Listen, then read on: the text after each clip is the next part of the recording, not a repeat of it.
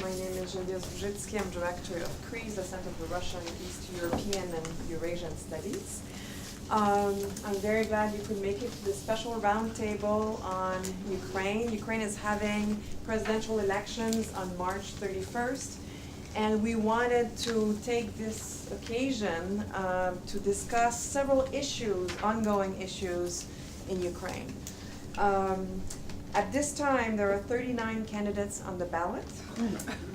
If no candidates receive an absolute majority on March 31st, which is expected, a second round will be held on April 21st. It's interesting to know that over 900 international observers have been officially registered to monitor the elections, and there's a record number of 139 Ukrainian NGOs who are registered also as observers. So this is an election that will be observed and that everyone is following everywhere in the world. Everyone is looking at Ukraine also to learn a bit more about Russia, and we'll talk about that today. We wanted to bring experts to discuss the multiple challenges Ukraine faces now and what the likely impact of the result of the elections. So, without further ado, I will introduce our three speakers, tell you briefly what they'll be talking about so that you know what to expect, and then we'll go one after the other. And we planned this event with very brief presentations to have more time for Q&A. So Yuri Zhukov is assistant professor of political science here at the University of Michigan. His research focuses on the causes, dynamics, and outcomes of conflict at the international and local levels. He has written on Stalinism and its long-term impact on Ukraine, on violence in German-occupied Belarus, and on Islamic nationalism in the North Caucasus, among many other topics. So when you go to his website, you can see the multiple axes of his research. Today he'll be speaking about the situation in Donbass and Crimea, the potential for military escalation, and Russia's overall strategy in Ukraine. Then Greta Yuling, who is a cultural anthropologist teaching in the program on comparative and international studies here at the International Institute, PIX. She's the author of the book Beyond Memory, the Deportation and Return of Crimean Tatars, which offers the first ethnographic description of the Crimean Tatars' 1944 deportation. She was a Fulbright scholar to Ukraine between 2015 and 2017, so she's bringing to us expertise from the field. She'll discuss more specifically the human rights situation since Russia's annexation of Crimea in 2014. And she'll be talking about who left the Crimean Peninsula as a result of that annexation and how displaced persons have fared in government-controlled Ukraine. Last but not least, we have Oksana Malanchuk, who's a social psychologist who worked as a research investigator at U of M's ISR, the Institute for Social Research, for many years. She founded the Lviv-Donetsk area studies during her year teaching at Lviv National University in 1993-1994, and she was a U.S. Fulbright scholar in Ukraine in 2017 and 18. Her latest article, Changing Identities in Ukraine, Lviv and Donetsk, 1994-2015, appeared in the Ukrainian journal Socium in 2018. And together with Yaroslav Hrytsak, she's currently completing a book on changing social identities and political attitudes in Lviv and Donetsk over the past 2 decades. Dr. Malanchuk will talk about the Ukrainian presidential elections specifically. And in the past, those elections have followed significant regional patterns, but because the vote this time will not include Crimea, Luhansk, or Donetsk, it's harder to predict how region will impact the results. So what will carry the day? Regions, candidates, issues? This is what Dr. Malanchuk will address. So I will leave it to Yuri to start us off with this brief presentation. Thanks, Geneviève.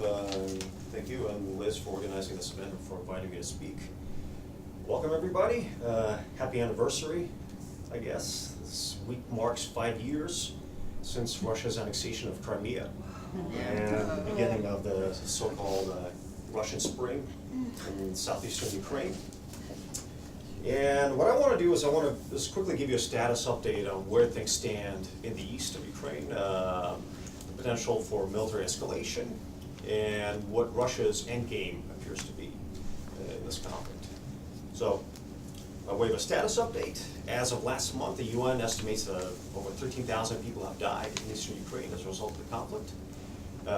Equally significant are the demographic and economic losses. Before the war, Donbass, this territory comprising Donetsk and Luhansk in the east, represented about a sixth of Ukraine's population and GDP, a quarter of its industrial production and exports. This is not some economic backwater. Right? To put things in perspective, this is kind of like if the US had lost California, Washington, Oregon, the entire West Coast. This is very much a region that was at the center of gravity of Ukraine's economy and politics for pretty much its entire existence until 2014.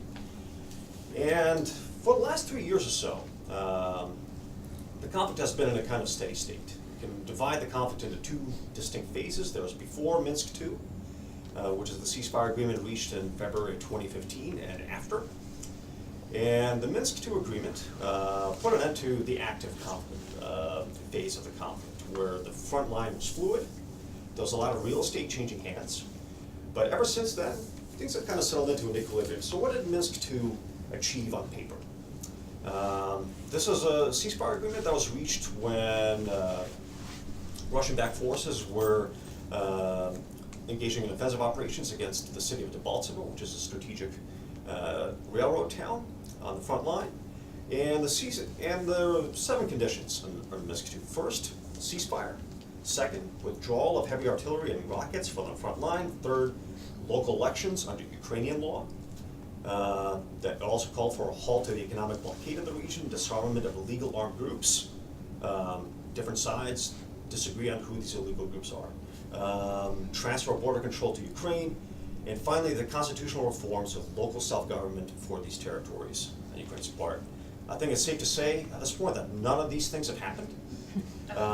For a variety of reasons, some of it due to bad faith on both sides, frankly, and some of it is also due to the fact that the terms of this agreement were written in such a vague way that they're really open to multiple interpretations, and possible deniability is a big factor here. I think the only real effect of this agreement was on the tactical side. Minsk II had the effect of freezing the front line to the status quo of February 2015. And since then, both sides have been very hesitant to cross the line of control. And they've limited all their activities to this neutral buffer zone between them. This has meant primarily snipers, artillery duels, but of a much lower caliber and lower range than anything that came before it. Almost no use of multiple rocket systems. Some of the heavy damage that we witnessed in 2014, 2015 is no longer the case there. Right now, it's a situation where there's this static, low-intensity conflict. Real estate has changed in yards, not kilometers. You can count on your fingers the amount of towns that have changed hands. 2 villages outside Luhansk were taken over by the Ukrainian army, along with a couple firing positions outside Debaltseve and Avdiivka. This is all within the neutral zone, tactical gains to secure superior artillery firing positions, nothing more. But people are still dying almost every day, and the situation is far from resolved. And so what's happening behind the front lines? And that's where I think the situation is much more interesting these days. According to official numbers, quote unquote, from the separatist authorities, about 1.4 million people live in these occupied territories in the east. It's hard to know what to make of these figures. The separatists are planning a census this year. There's been no national census in Ukraine since 2001. So really no one knows how realistic these numbers are. About another 1 million people live on or near the contact line. And within the occupied territories right now is kind of a dysfunctional police state. The separatists have created their own secret police agency. They've called it the MGB, which is the name that the KGB had in the 1940s. They brought back a lot of Soviet-era practices from the 1930s, such as denunciations. There is now a standard form that you can fill out to inform on your neighbor if your neighbor happens to speak out critically about the separatist authorities or about Russia, or is overly supportive of Ukraine. A lot of this violence is directed against other separatists, kind of the revolution eating itself. Political assassinations are common. It's often not clear who's carrying them out, whether it's local authorities, whether it's the FSB, whether it's the Ukrainian SBU. These people have a lot of enemies. And economic policy of the separatist authorities has also been pretty Soviet. They've moved to nationalize a lot of large industrial enterprises like metalworks in Makiyivka and Alchevsk. They've nationalized some large farms, imposed quotas for production, which definitely sounds very Soviet. Industrial production has collapsed. Roofs are caving in on factories. Accidents are common. The territories under Ukraine's control are faring a little bit better, but not by a whole lot. So in terms, there's this very similar climate of fear and mutual suspicion. The SBU, for 5 years now, has been arresting people that they suspect of collaborating with the separatists and with the Russian forces in 2014. This has resulted in a general reluctance to discuss politics. Anyone who's done survey work in this region knows this very well. Like, the do not know, cannot answer response rate on very sensitive political questions is in the neighborhood of 20 to 40%. And in terms of the elections that are coming up, the people who live in occupied territories actually can vote. But a lot of people don't know that they can. The Ukrainian government has tried to make this easy. You basically need to cross the line of control twice. Once in order to register with the local electoral registrar's office, and the second time to cast your vote.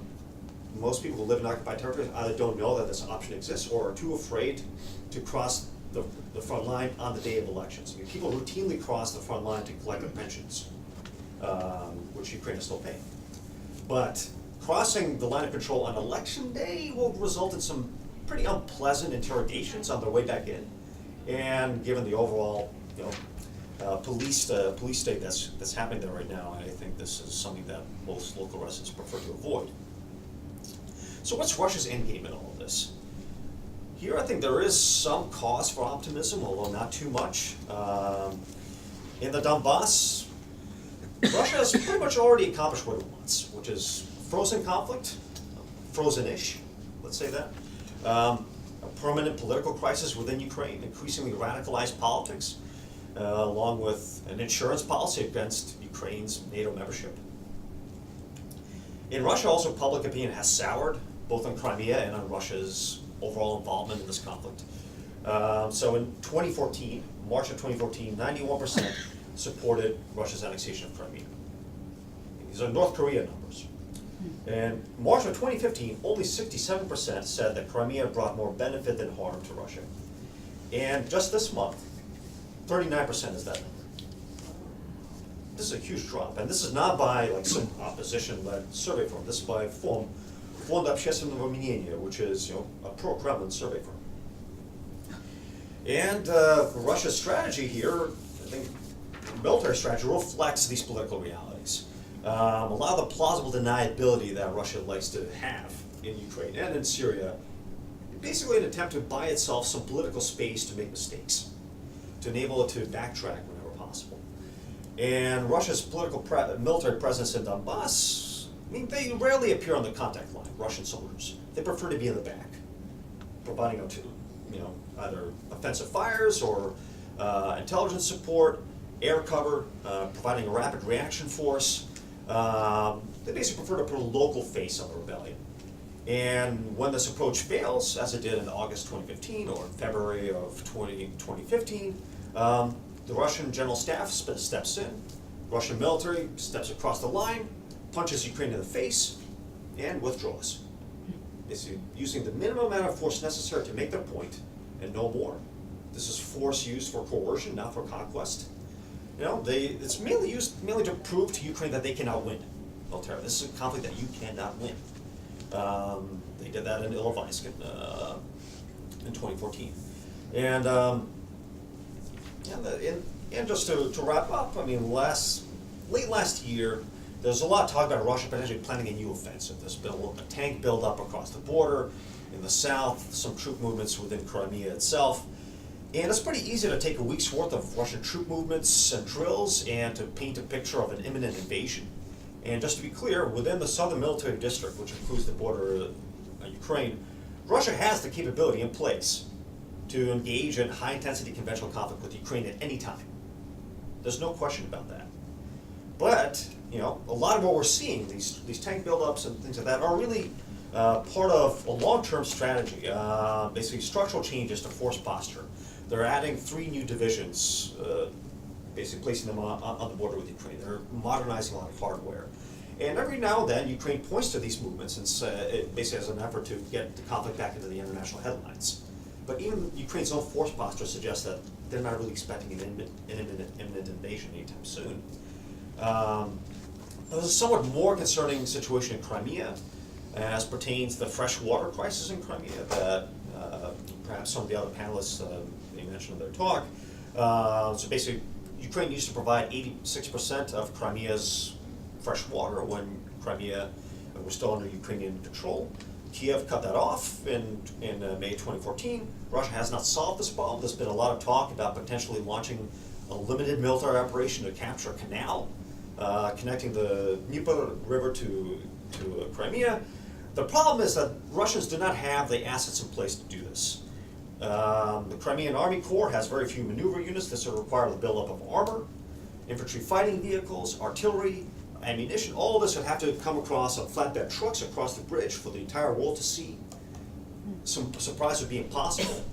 Plausible deniability is out of the question. Moreover, capturing the canal itself, it's militarily feasible, sure. Just like building the land bridge to Crimea is feasible. Russia is certainly capable of doing this. Holding this territory is a different challenge, though.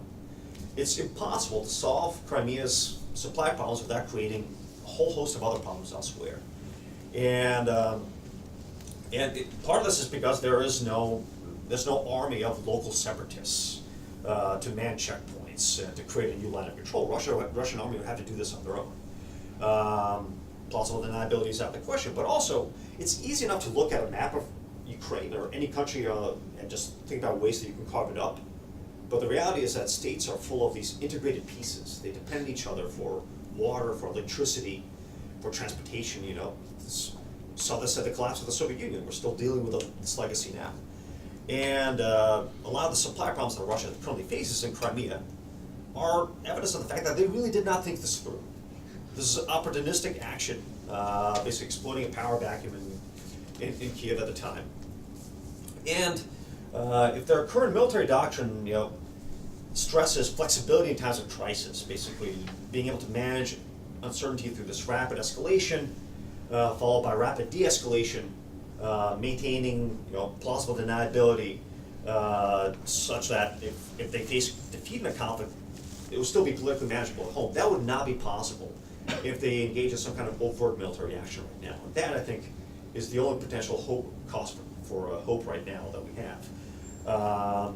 And so I think what we're likely to see is a continuation of these cycles of retreat and escalation as necessary. Russia continuing to dial up and dial back the pressure as needed. But overall, they've pretty much accomplished what they wanted. Right now, they're just trying to minimize the fallout from their very opportunistic actions in 2014. So I think I'll end it there and turn the table over to my colleagues here. Thank you. Okay, I thought it would be informative to give a slight comparison between American and Ukrainian presidential elections. So in America, you have party identification, candidates and issues. Those have been the 3 main things that people have studied when they do research on how people vote. And party identification has been the gold standard. No matter what you say, you really vote based on party identification. Now, turnout is important, and it was important in the last election because some people who weren't expected to vote turned out, and that screwed the samples for the people who were doing predictions. And then there was the unknown factor of Russian meddling, which came up in 2016. Now in Ukraine, you have very similar factors that are important, with the difference that party identification is not something you can use to study who you vote for, because they have like 103 parties, the last count. But they do have regions, and people do vote in blocks. Like we have red and blue states, Republicans and Democrats. They have west, center, and southeast, and I'll show you a map soon how that works. Candidates now, there's a little difference in, Geneviève has already indicated that there are 36 or 38 candidates right now. The primary system in America weeds out those people, so you end up with 2 candidates, maybe 3. And in the Ukrainian system, you have to pay over $90,000 to register, which people do. A lot of that is because they want to have name recognition when they run later on for a parliamentary election. But you have to hit the 50% threshold, which is impossible with more than 3 candidates. So they usually have a runoff where they take the top 2 candidates, and whoever wins that becomes the president. Issues, turnout, and unknown factors I'll get to in a minute. So here's region. So these are 2 maps from recent past elections. The one on the left is the 1994 election between Kuchma and Kravchuk, and Kravchuk is in the yellow, and he took the west and part of the center. But Kuchma took the east and the south, and he won. Now, when you look at the map from 2004, this was Yushchenko and Yanukovych, you can see that he took more of the center than Kravchuk did, so he won in that case. And most of the maps for all the elections have similar blocks. People vote according to these blocks. The east and the center tend to go together, and the west and the south, and then those swing votes are unaccounted for. So at the time of registration, there were 44 presidential candidates. Then several dropped out and they got their money back. The top 3 are the current president, Petro Poroshenko, former Prime Minister Yulia Tymoshenko, and Volodymyr Zelensky, and I'll be talking about them a little bit more right away. But the next contenders are Hrytsenko, who was a former defense minister, and he was doing well in the West until Poroshenko picked up his vote. And then Yuri Boyko, who's the only pro-Russian candidate. He's part of the opposition party, and he's strong in the southeast, but not very strong. And then Oleg Lashko, who was a former journalist, is a radical center party. Radical party in the center. So here's Petro Poroshenko. He's a candy billionaire, and he runs Roshen, which is a chocolate factory. Quite good chocolate, as a matter of fact. And he's running on army, faith, and language. Now, he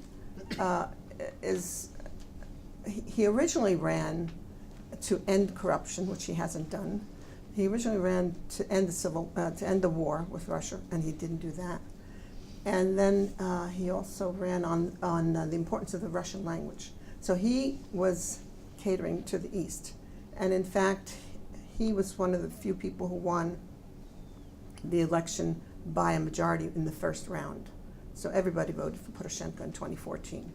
Right now, he's talking about army. He shows up in fatigues and says he's commander-in-chief. Faith, he runs on because he worked with the 3 different Orthodox churches in Ukraine, merged them into an independent Ukrainian Orthodox Church, which means independent from Russia, which made Putin very unhappy. And so they call him the Great Patriot. But he has promised to liberate Crimea right after the election. How he's going to do that, we don't know. And he's going to prepare Ukraine for joining EU and NATO during the second term. But there's been a recent corruption scandal that broke. He had a fellow friend who he put in the defense ministry, and he was caught, or his son was actually, but with implications for the father, of buying arms from Russia, which they're not allowed to do,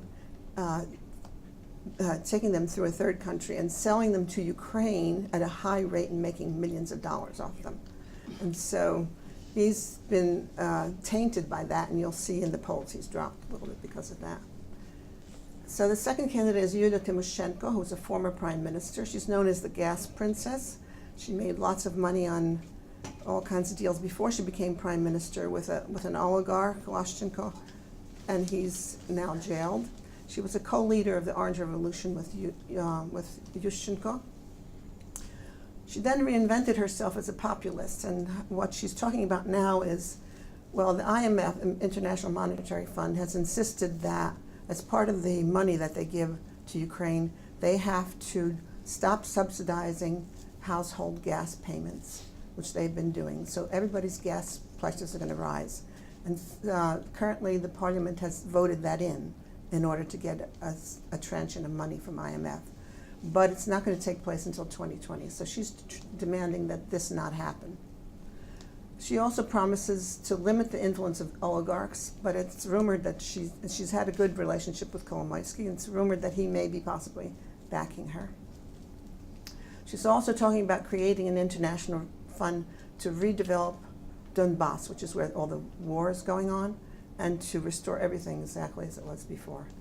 But she says Crimea is a more complicated issue, so she hasn't been talking about that. Finally, we have Volodymyr Zelensky, who became famous with a television show called Servant of the People. In that show, he plays a history teacher, high school history teacher, who at some point goes off on a rant about how corrupt Ukraine is, how corrupt the oligarchs are, how nothing gets done, and it's just an impossible situation. And his students tape the rant, put it on YouTube, and it goes viral. So they try to convince him to run for president because everybody loves him. All his parents think he's great. They all believe what he says, and they should do that. He says, I can't do that. I don't have the money. It takes over $90,000 to register. And so they said, well, you have 2 million followers on YouTube. We'll ask them all for 1 hryvnia, and then you'll have 2 million hryvnia, which will be enough. So they collect the money for him, and he registers. And surprise, surprise, he wins because everybody loves what he's saying. So he started a party called Servant of the People. That's his political party. And he uses in his campaign videos things from the TV show, as well as things that he does personally. So he's messing things up a little bit. Anyway, he was backed by Kolomoisky, who produced the TV show, and who has several TV channels, and he had him come out declare his candidacy at that time on his TV shows. So and they think he's backing him. So what he says is, I want to do something to change the mistrust towards politicians, but he doesn't say what he could do. He also makes vague assurances about keeping Ukraine's pro-Western turn, and he wants to end the war in the East, but he doesn't say anything but what he's going to do. He doesn't have a platform. And what he promises to do is to outsource his cabinet, crowdsource his cabinet and his policies. So he's asking people to tell him who he should put in his cabinet. So he's asking them for names, and he's going to consider what to do. So let's turn to issues. So the most important issues for Ukraine are the war, military conflict in Donbass, and corruption with state bodies. Now, Poroshenko pretty much has the conflict in Donbass wrapped up. The people who say they're going to are voting because of the war, say they're going to vote for him, most likely. But and nobody has corruption for some reason. That's all low percentages. But as you can see, if it's for you personally, military conflict and corruption with state bodies is not one of the top 2. What's at the top? Growth of prices. It's the economy, stupid. So who knows? Maybe Yulia Tymoshenko will be able to gather some support because of her talk about the gas prices. What about turnout? Well, the assumption is that 12% of people will not be voting at all. Those are the people from the East and Crimea. But there is great interest in the election, so 75 to 80% intend to turn out. But the young voters are the ones who are voting for Kolomoisky, not Kolomoisky, sorry. Freudian slip there. For Zelensky. And they tend not to vote either in the US or in Ukraine. They tend not to turn out. The older voters are tending to vote for Poroshenko, and they're committed voters. They're more committed than anybody else. But what about the alienated voters? Now, what happens is that 25% of the people say they don't know yet who they're going to vote for. And then there's people who may not vote in the second round if their first choice doesn't make it into the second round. It could be up to 30 to 40%. So all those are unknowns. And the last unknown is the Russian meddling. So according to the Ukrainian Election Task Force, that's already started. And what they're doing is they're trying to delegitimize the election. So what they're doing is they're using cyber attacks, disinformation, courting of pro-Russian politicians and their supporters, inflaming religious tensions, as well as threats of further military escalation. So they're doing all those things already. They're using new tactics. They have systematic and customized targeting of disinformation. They're looking at they're looking at your contact list. If you have a phone number, they assume you know this person, and if you get disinformation from that person, you will be more likely to believe it.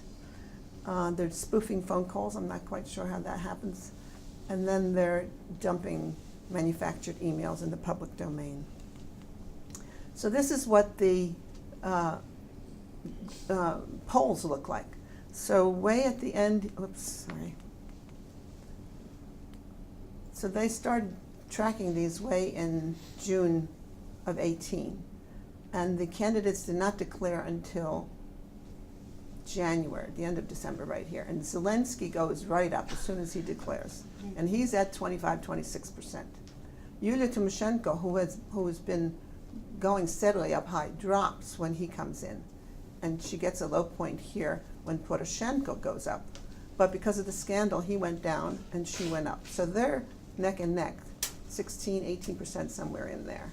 And then these are the other three contenders. I think that's Grishchenko, and Grishchenko's yellow. He's going up because Sadovik dropped out and gave him his votes. And then there's Boyko and Lashko. So she's Geneviève has already told you the major dates. So March 31st, Election Day. By April 10th, they should know what the first round results are. By April 21st, you have second round runoff. By May 1st, final results. June 3rd, inauguration. And October 27th, parliamentary elections. And that's all I have, actually. Thank you for your attention. Thank you.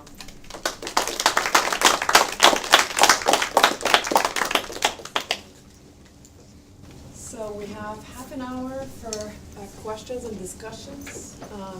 Do you have, first of all, do you have follow-up questions on each other's presentation? So I will take a few questions from the audience. I might collect them, and so one, Jill? Yeah. Jill Doherty.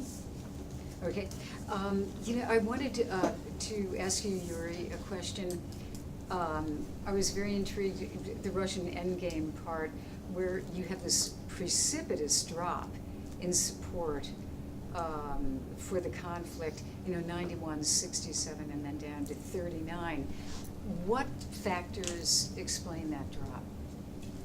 Right, so this drop is largely a result of, not of increased opposition to Crimea, but increased indifference.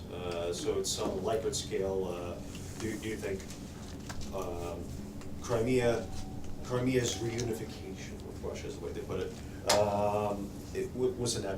Was mostly positive, somewhat positive, and so on. And so the 39% are the people who say it's mostly positive or all positive.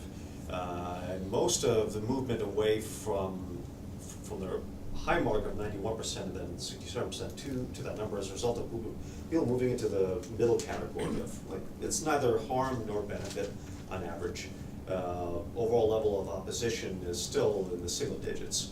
But I think this is partly also a reflection of general trends in public opinion in Russia, largely due to pension reform within Russia, which is deeply unpopular among key elements of the Russian electorate. And so overall, Putin's approval numbers as well have been trending downwards over the last year. So it's part of an overall trend. I would say it's probably too early to read too much into these numbers. These numbers don't easily translate into political mobilization against Crimea. But they certainly do signify a certain amount of buyer's remorse that may also be just simply correlated with other things that are happening in the political economy of Russia today. Could I just ask one very quick Sure. question? There is an idea, at least I've read, that people may feel that economically it wasn't worth it. We have to support this region. We have enough support, enough problems at home. Do you get any indication that that could be part of it? That's certainly part of it in the sense that, I recently read an analysis that the cost of Crimea's annexation to the average Russian household is in the neighborhood of about 5,000 rubles per year, which is, I guess it's in the neighborhood of a couple $100. It's not that much, but at the same time, the larger economic cost to Russia have been in the form of sanctions, overall economic isolation, and due to prices rising in the stores due to import substitution and these counter sanctions. I think that is hurting the Russian consumer much more than the cost of actually sustaining this new province. But there was also hope at the time that Crimea would become the Russian Florida, basically the same way that it used to be in the Soviet Union. Naval bases, nice place to retire, warm beaches, sure. But the infrastructure there is completely devastated from years of underinvestment. And Russians just prefer going to Turkey, so that plan didn't pan out. And also the possibility of investing money into a territory that's under sanctions. Not a lot of people willing to make that jump. And so that's certainly the case, and the economic costs are high, but I think the indirect costs of Crimea's reunification, so to speak, are perceptible on a day-to-day level. There's John Folzer. Thank you for your discussion. It's very interesting. I was curious if you could speak about how people are discussing the end of the conflict in the Donbass. So not considering Crimea at the moment, but is it that territorial integrity is restored to original borders? Is there some kind of reconciliation movement for people who are fighting in this war, who've been fighting against each other, and they're trying to make them citizens of the same country again, or at least feel as though they are? Has anybody been talking about that in terms of candidates for president level, but also displaced people?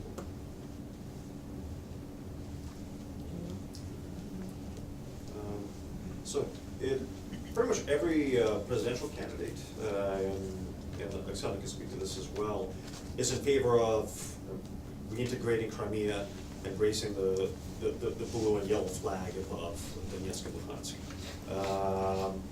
A couple of years ago, there was fear in the public opinion surveys that an increasingly large proportion of Ukrainians are indifferent as to whether Donbass reintegrates. And there are certainly, there are people within Ukraine, politicians that benefit from this in a way. It's kind of like in a sense, if the U.S. lost Texas and a few other very heavily Republican states, it's going to be very hard for one of the two parties to win elections. And this has certain benefits to very cynical parts of the Ukrainian political spectrum. But on the whole, I think it's no one's going to talk about this about the possibility of kind of letting Donbass drift out and kind of having a permanent Transnistria-like conflict with the Ukraine. That's not a political winner in Ukraine, and no one will speak about this openly. Although the public support for that kind of development events is rising, but it's still not a critical mass that can mobilize into a political movement.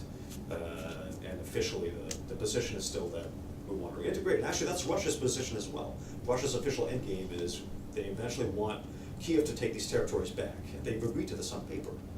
How that happens, well, certainly they'll prefer this to be on terms unfavorable to Ukraine, which they are right now. And the longer this drags out, the harder it will be to reintegrate these territories. But I think that's still the end state for pretty much all parties involved, with the exception of a lot of separatists who are, is there going to be amnesty? What's going to happen to us? For them, the calculus is a little bit different. So one of the restrictions on the Minsk agreement when Russia has agreed to having it reintegrated back with Ukraine is that there be decentralization. They've started decentralization because everything has been centralized just as it's been during the Soviet Union in Ukraine. But they've started to decentralize, and it's gotten some good press. Things are working well at the local level. But if they decentralize and they give more power to the Donbas region, they can veto everything that happens in Ukraine, and that's what Russia wants. From the perspective of the people who have been displaced, they're quite cynical about the ability to go back. And a phrase that I heard repeatedly was, someone needed this war. So they see this as a top-down affair that they have been caught up in. And I wonder, Oksana, you had been on this humanitarian mission. You went to the front, right? Sort of. Well, you went as far as you could go. Right. Right? And I know that a lot of people from the region have become refugees in Lviv. So I don't know Yes. if you want to speak about your experience with these people and going and witnessing the difficulties of accessing the region even. Well, when I was in Pokrovsk, which is in the Donetsk Oblast, I talked to some of the people who work there, and there was there didn't seem to be a lot of discussion about the war. There didn't seem to be discussion about reintegrating with the East. They felt, with the West, they felt that they were not part of the separatists. I didn't go as far as that, as far as the front. There were a lot of memories of the war in Dnipro, because in Dnipro they have the majority of people who have been killed in the war, and they have a lot of memorials. And there is the right sector has a museum from the war, which is must be well subsidized because it's quite fancy. You go into a room and you stand and there's nothing. You just stand in an empty room and you look around and they have 10 cameras, and then they show you all things from around the room in the surround system. And it's quite moving. So Dnipro is more active in that respect. Now, in terms of what I witnessed in Lviv, people there were having a backlash against IDPs. I don't know if you saw this or not. From the East. From the East, yes. From the people who were coming from the East. And they were, and I witnessed some of their comments about they don't care if the East gets reintegrated or not. Forget it, we don't need them. So. Well, thank you, all three of you. Oksana, as always, meticulous data, fantastic work. Greta, the analysis between the two groups of refugees is fascinating. I'd like to pursue that with you when a little bit more time is available. But I have a question for Professor Zhukov. Take mild umbrage with two things you said. First of all, it's a happy anniversary, which I don't think it really is a happy anniversary. Yes. Excuse me? Being sarcastic. Yeah, okay. Secondly, you said that the Russians have achieved everything that they sought to achieve. If we go and look back 4 years ago when they made their first incursions into the Donbas, the talk at that time was creating a Novorossiya, which would take over all of the southern tier of Ukraine, that there would be grassroots uprising in Odessa and Dnipro and Zaporizhia. It never materialized. And if one were to go back in time to 4 years ago with that kind of talk in Russia and those kind of aspirations, I hardly think they achieved what they think they would achieve. And what I have read is that this has been a huge failure for them. It's been lost war possibly, given those aspirations that they had back then. And I wonder if you could address that, given your statement that they've achieved. Clearly, they've achieved not getting Ukraine into NATO and the European Union in the short run, but I think the aspirations were much larger. Well, certainly aspirations were quite ambitious, although I'm not sure how how seriously they took their own rhetoric at the time. I think the talk about Novorossiya, a lot of this was improvisational. It was largely a reflection of the territorial extent of the pro-Russian protests during the spring, and which correlated with certain lines on a historical map that some people thought still had some political meaning today. But overall, I think their response was very much of a kind of a measure twice and act once variety. Their approach has always been to hold the bulk of their force in reserve, and really not. Really not. It's a strategy that's very cognizant of the constraints that they have both on their military power and what's politically feasible given the state of public opinion within Russia. And there was a sense that, I mean, with Crimea, for instance, I think this did not come as a surprise to many people in Russia that many Crimeans had harbored, secessionist views even in the 1990s. There was almost a referendum on independence in 1995. Russia didn't act then, but largely because the opportunity did not present itself. There was no some type of state collapse that unfolded in the wake of Yanukovych's flight from power, and they saw basically a window of opportunity open up that they seized. But on the whole, I think there are many things about what I think the fact that Novorossiya was kind of a high watermark of their ambitions is also reflected in the fact that acquiring real estate, a la Crimea, is really an exception rather than the rule in Russian strategy in the region. Whether you look at Georgia, Moldova, I mean even parts of Syria right now, there's a general fear of commitment, general fear of being bogged down in a quagmire, trying not to repeat the mistakes that the U.S. made in Iraq and Afghanistan. And I think on some level they did not want a repeat of the Crimean experience because there's a you break it, you own it reality that they're encountering right now. I think there's very little appetite for repeat of that experiment in building a land bridge to Crimea or any of these other ambitions that will overlap with the scope of Novorossiya. But also larger issues that the local support was not there. You cannot create a civil conflict where there is none. So you have to capitalize on what's already there. In Donbass, there were these fringe pro-Russian parties that no one really paid attention to until the spring of 2014 that they could use to mobilize like a local face of the resistance. So certainly not capable of carrying out any significant operations without Moscow support, but at least there's a public face that they could put on it that allow them some plausible deniability. They do not have that option elsewhere, and I think they realized that pretty quickly as the Russian spring kind of shriveled into itself in April 2014. So that's my reading. I've got two questions before. I had another one I wanted to pose to all three panelists. It was about the rise of the far right in Ukraine. I mean, the far right has been growing in numbers and in strength and has become more visible and more vocal in all of Europe. But also Ukraine has witnessed the growth of militias. So I wanted to know if the three of you, none of us, could say a few words about that and whether that's a potential, not danger, but given the elections, the upcoming elections, and the aftermath of the elections, were the result to be ambiguous, or if you had any thoughts about that, and then we'll take the.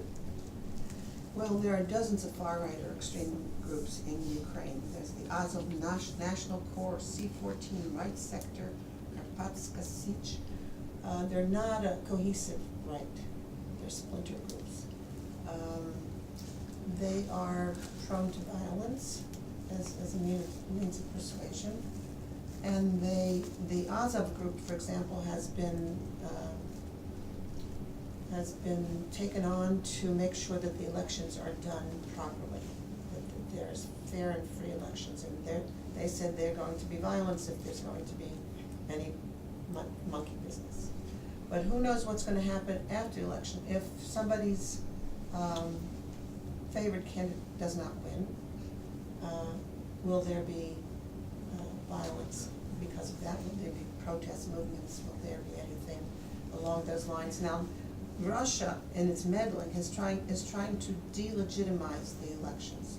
They're trying to make it so that Ukrainians don't think that whoever was elected was fairly elected, and there's going to be instability is what they're shooting for. And we know what instability is like when George Bush and Al Gore we didn't know who was going to be president for about a week because they were counting shads in Florida. So that was quite an unstable situation in the U.S. Well, it's going to be even worse there if that's what happens. If Zelensky wins, who knows if he's going to win, because there's 25% of the people who are pro-Zelensky, but there's 25% of the people who haven't decided yet. Maybe they'll go for somebody else. So any number of things could happen. I think also, I have a funny story about the Azov Battalion, which is that when I encountered them in Lviv, they were actually having a bake sale to raise funds. Yes, and yes, this was true, and they talked about what they had to do to these groups are in some cases very poorly funded. But I guess the point that I wanted to make is we have to keep the existence of those groups in perspective with the changes in the Ukrainian military, right? Because the Ukrainian military has profoundly strengthened itself and pulled out many of those groups from the front in the east to clean things up and have this contract army over which they have greater control. So I think that kind of offers some perspective on that. The other thing about the nationalist groups is they never make the 5% threshold in the parliamentary elections, so they're not very popular. People don't vote for them. So just dovetail on that. So you'll often hear that the electoral support for these groups is not high, and this is true. They're always in the single digits. I also think that's irrelevant because there's a huge difference between if you use as your benchmark, say the AfD in Germany or the National Front in France. There's a big difference between a far-right political party and the political wing of an armed militia. These are not groups that are organized to win elections. And anyone who's been to Kiev recently will notice that there's a very visible far-right presence. From bake sales, people collecting money, and Kiev has now become a center of far-right activity in Europe. The Day of the Defender of Ukraine in October each year attracts thousands of far-right activists, not just from Ukraine, also from all over Europe. Torch-lit rallies. This October there were 10,000 of them. It's like, take Charlottesville, multiply it by 10, 20. And also concerning is that these groups are also forging links with far-right groups in the U.S. Azov's National Corpus, which is his political wing, there's been an FBI criminal complaint launched against them because they're trying to recruit American white nationalists to fight in the East to gain operational experience in battle. There's a Malanchuk investigative report on this a couple weeks ago. And this is a group that, early on in the conflict, they tried to mask their political agenda somewhat. Right now, they're openly talking about, the International Secretary of the National Corpus says the group's agenda is world conservative revolution to defend the white race. Really, there's no way to sugarcoat this. These are neo-Nazis. And the fact is that a lot of the reason that they're able to do so well right now is that the authorities are very hesitant to engage with them in any way. And every now and then, National Corpus has these street battles with the Ukrainian police. But overall, this is, these groups do not need to get more than 5% of popular support to have political influence. I mean, people were saying the same thing about the Russian nationalist parties in the East in 2014. So this is a fringe political movement. No one supports them. True. They don't need your support. They need you to be more afraid of them than the alternative in order for them to have political influence. And that's, unfortunately, right now they have achieved that to a large degree. Okay, I have three now. So, the lady first, Yuri. Oh, yeah. Yeah, no. Oh. Yes, lady with the orange sweater first, so that's you, Okay. then gentleman in front, then other gentleman in front, and then student in back. I wanted to ask about the arrests of the Ukrainians who are in Russian prisons. What is being done on the international front, if you know, to get them out? And the second question is about the Tatars. I read a very disturbing article yesterday about the fact that Tatars are just forcibly being removed from Crimea into Russia proper. It's like a genocide that was sort of repeated according to the first genocide. Thank you. I will take the second question, and then we'll respond, and then we'll take the last two to conclude. My question is especially for Oksana. Do the polling results indicate how the regional differences play into the presidential election? Oh, So let's respond to these, those two. those two briefly, and then we'll take the last two after that. Yes, so the polls indicate that Poroshenko's winning in the west, Timoshenko is winning in the center, and Zelensky is winning in the southeast. And so it all depends. Now Poroshenko has a problem. He has committed voters, but he's mainly popular in the west, so he has to draw some people from the center as well in order to make his numbers go up.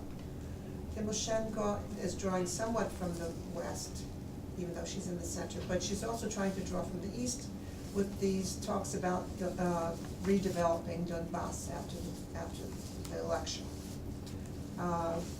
Zelensky is seen as a patriot, so he has support throughout the country, but mostly he's a Russian speaker and he's appealing to people from the south.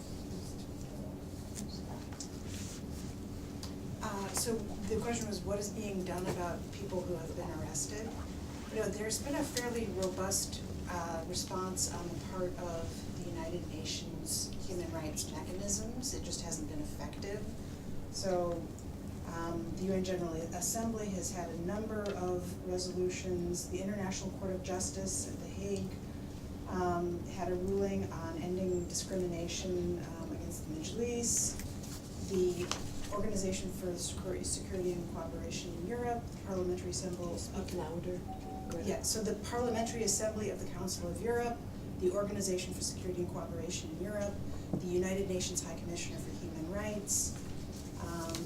The list goes on of parties that have tried to intervene, so far unsuccessfully. Yes, brief question. I have a question for Oksana. Can you speak loudly? Yes, I have a question for Oksana. You've got longitudinal data through time and with remarkable sensitivity to external events and also to small regional differences within those through time. How did you collect those data given what seems to be a rather chaotic, if not certainly confused social and political environment? There are very good polls. I'm just gonna take the last one because, yes, please. Oh, okay. Mine is, you talked about the Russian disinformation and other ways that they're cyber attacking Ukraine. Is there any candidate that they're really favoring, that Russia is favoring? And is there a candidate that maybe the West or either Western Europe or the United States is also favoring in this election? So if you can answer the last two questions and also offer concluding remarks, if you have any, we'll go across the panel. So I'll do the first question. first. So how did, the data has been collected by any number of polling firms. They have very good polling firms in Ukraine now. So it's from various different polling agencies. And the last one where I showed the overtime, that was a combination of several polls. I don't know if that answers your question. To We be can talk about commended. that. Okay. So is Russia favoring anyone? There is one pro-Russian candidate who is Boyko, who's not doing very well in the polls at all. He's the only one who's strictly pro-Russian, but it's been said that Putin wants anybody but Poroshenko. And that he would be able to work with the other people. And in fact, the idea is that in order, if he did have somebody else, he would be able to work out peace in the eastern part of Ukraine. And it would be a way of saving face if he could work with somebody else. Is the West favoring anybody? I've read that the West should be favoring Poroshenko. Whether they are or not, I don't know. Final thoughts? Final thoughts. My final thought is that there's really no question that the Russian Federation is doing everything in its power to consolidate, identification with Russia and Crimea. They've worked through, renaming places, textbooks, the language of instruction in schools, historical monuments. They're promoting this concept of a Crimean people as representative of all Crimeans, not unlike the promotion of this identity of Soviet people. And at the same time, I think that it's important to keep in perspective the resilience of the Crimean Tatar people, among others, right? And so, in spite of these challenges, I'm optimistic that it's not going to turn into, to use the term in the question, a genocide or, something of that nature. Yeah, so hopefully we'll have some clarity at the end of the month and at the end of April after the runoff about what exactly is going to happen over the next few years. But I think something to keep an eye out for is the fact that 2 of the 3 leading candidates are running on a very populist platform. I mean, Zelensky, as far as we can tell, there's a lot of, he's a blank slate kind of Rorschach test, the way these outsider candidates often are. But Ukraine's economy has collapsed to the point where it's become so reliant on creditors, foreign aid and remittances, that as a condition of these IMF bailouts, as Oksana mentioned, Poroshenko's had to take a lot of austerity measures that are just politically not very popular. And two of his main competitors are using that basically as ammunition against him.